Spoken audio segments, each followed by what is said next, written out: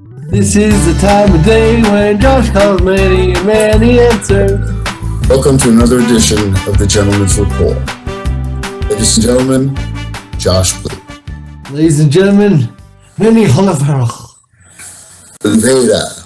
How do you say it? Oliveira. Oliveira. And where is that origin from? Well, it's Portuguese originally, but my family's from the Cape Verde Islands. And that's on the western coast of Africa, correct? Yeah, that's it's like that was something that impressed me about you is you knew where the Cape Verde Islands were. Well, I myself was born in West Africa, so Yes. we have that connection. And Was it you were born in Senegal? Cameroon. Cameroon. Oh I yeah. lived in Senegal for a couple of years. So Now, Senegal, all of West Africa was settled by the Portuguese. Portuguese, French, there's a bunch of different. So Senegal is was a French colony, so they speak French there, and Wolof, which is You'll find a lot of Portuguese in Dakar and Mozambique. it always amazes me like how many languages are just through Africa. There's thousands of languages. I know. In Well, Cameroon, back then, all the navigators went to Africa and stole everything, including the people. yeah, that's pretty rough. Cameroon has 200 different languages in it. Just one country has 200 spoken languages. That's insane. Weird. You know what gets me is how people treat you when they see you. Remember the time that we went to do that radio show? Oh my God. The woman. Oh my God. I forgot about that. Yeah, what? So wait. It was like an early morning radio show, and wasn't it like shag music or something? What was the Yeah. station? It was all shag stuff. I had never heard of shag music. It's the beach, surfing music, right? Yep. And they did not know what to do with me on that station, right? I mean, well, first the lady basically held my hand down the hallway to the thing, right? Yeah, but she kept talking to you real loud. Yeah. Oh, yeah. Is there anything you need? I was like, oh, yeah, yeah. I can't say it to your face, lady. And then when we got in the interview, the guy must have been her husband or something because he was 90 years old. And, we talked a little bit off air, right? And then he goes on air and he goes, so I see you have an affliction. Yeah, exactly. I was like, oh my I'm about to die. and you were in the room with me, and I was like, so of course I'm playing it up to you, and we're on live air, but I mean, that interview was brutal. Oh, God. I mean, any joke I made was not received by that guy. Like the level he thought I was at, my humor was like in a different universe than that. Exactly. I guess he was expecting knock-knock jokes. Oh my God. I don't know what he was expecting, but it was not me. And then every time there was a break, that woman would come in and start yelling again. Yeah. Oh, you want some water? Is your mouth dry? Oh, yeah. From all the laughter. Oh my God. I remember we laughed about that for hours afterward. Oh man, that was just great. That's what I love about laughter, man. It's one of those things that a story happens and then it just like you can go back there anytime and relive it. It's just Exactly. But it only happens to you. I mean, tell a story about being in the restaurant with a bunch of people. each time. Remember when when the waitress was asking what people wanted? Oh, yeah, she went around the table and took everybody's order, and then got to me like, what will he have? My buddy was like, I'm guessing a talk with your manager. No, but like,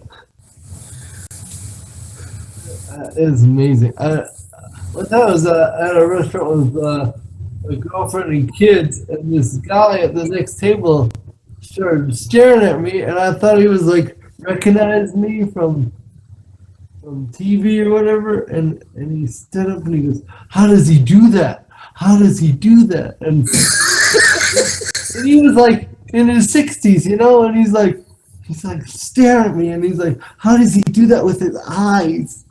And I was like, "What the fuck is happening?"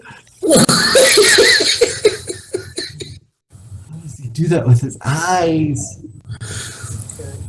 And people open doors for you, like it. The other day I was crossing the street, and a fucking city bus stopped to let me cross in the middle of the street. City buses don't stop for people that are like actively running after the bus to get on. He fucking stopped when he saw me teeter out into the road, and he was just like, "Stop the city bus." I was like, "Are you kidding?" My girlfriend was with me, and it was just like, she's like, did they just stop for you?" I can't even fucking believe that. Like, seriously. It's like, it's not like you. I mean, you walk fine, I guess, right? You're athletic. I mean, I get around and stuff. You know, I think there's more of maybe an aura that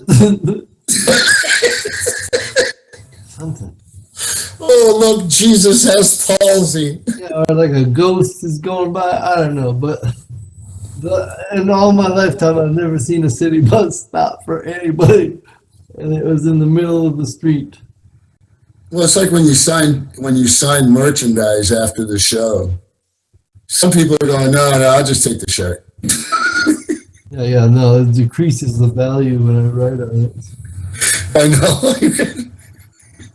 I don't think I can wait that long for this. No, I gotta get home and feed the cat.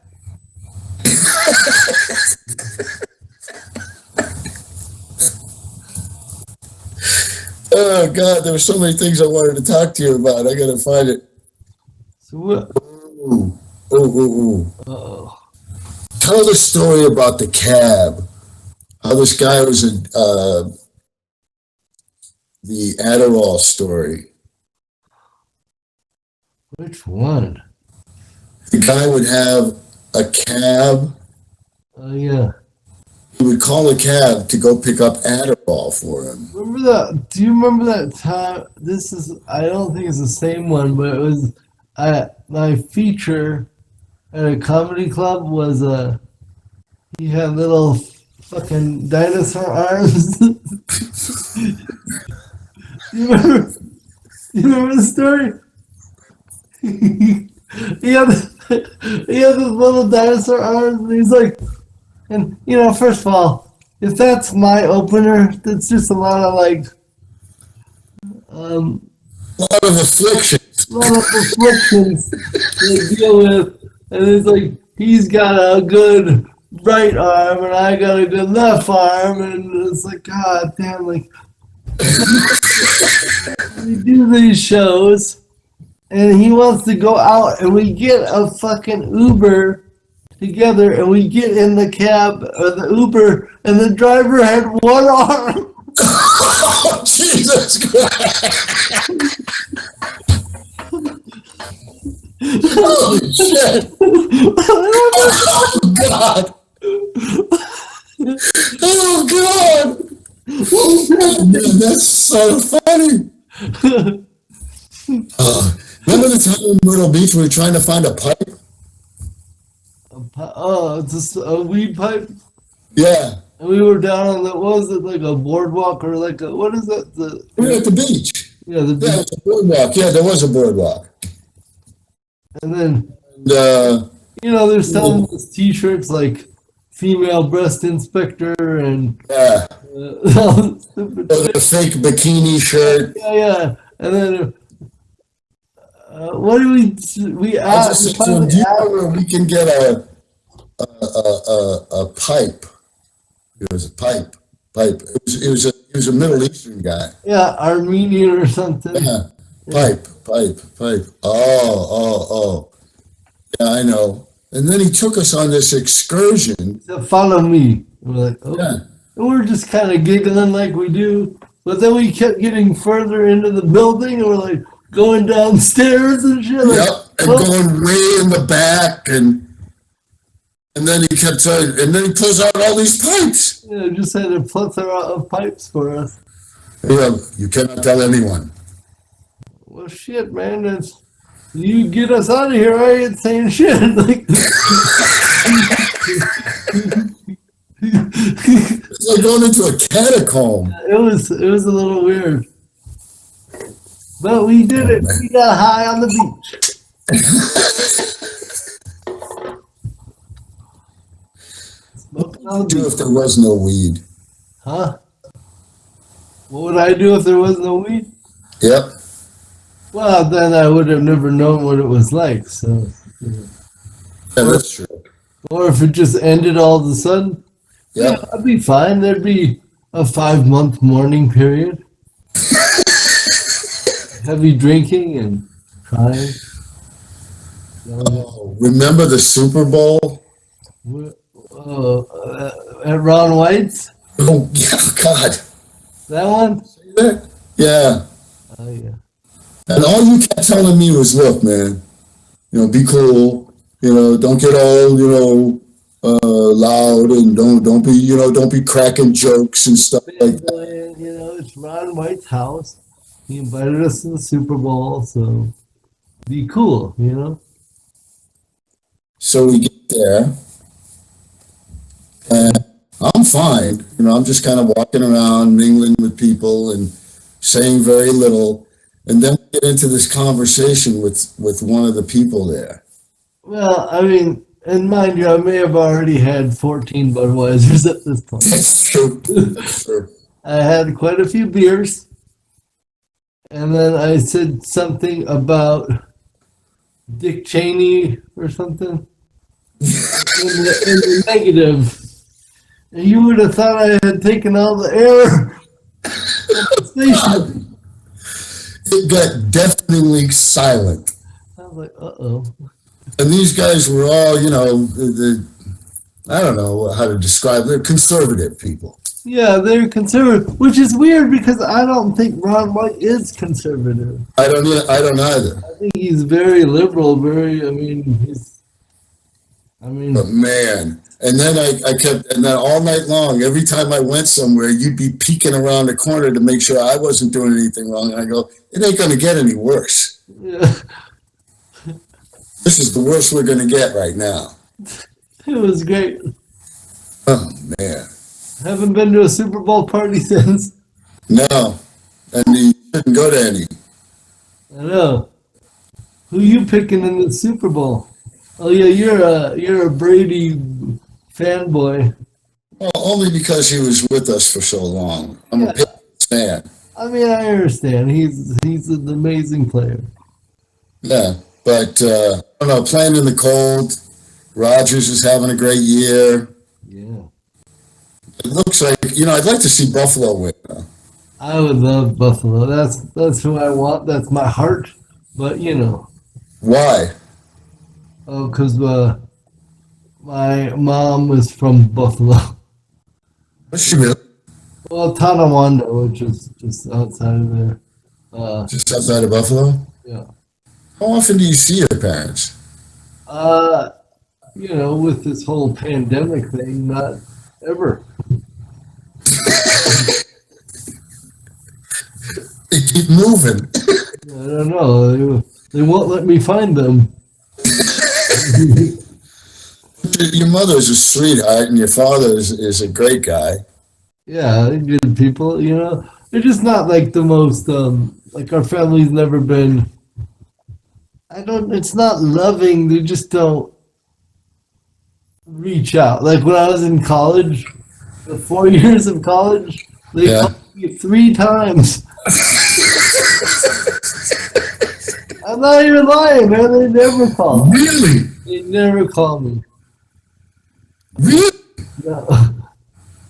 I'm the youngest. Oh. The youngest of four. They're like, ah, fuck it. He's fine. And of course, there's Hector. My lovely Hector, Uh, high school buddy. You know, he's something else. tell the story about Hector. Which one? Jesus. When you went away to college. Oh yeah. So I moved off to college in '97, and I left in the early fall, and it was about 2 weeks. I was about 2 weeks gone, and then I hear that Hector has moved into my parents' house and taken over as the resident kid there. So he basically lived rent-free at my parents' basement for like my entire college career. You know, I would come home and be like, Hector, draw me a bath.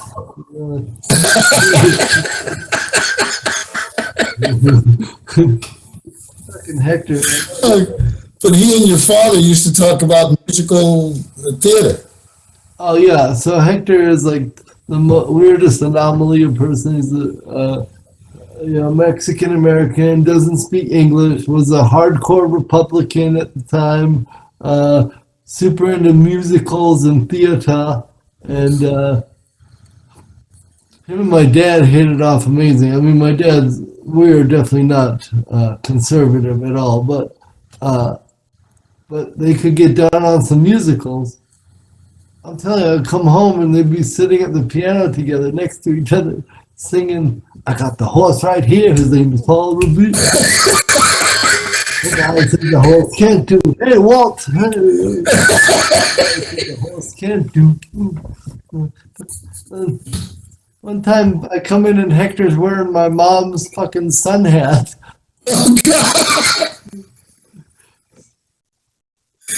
Oh, God. I had the fucking show tunes, and I'm like, oh my God. And then they were both in the same high school play, and they played the same character. So it was the man who came to dinner, and they both played the character Banjo.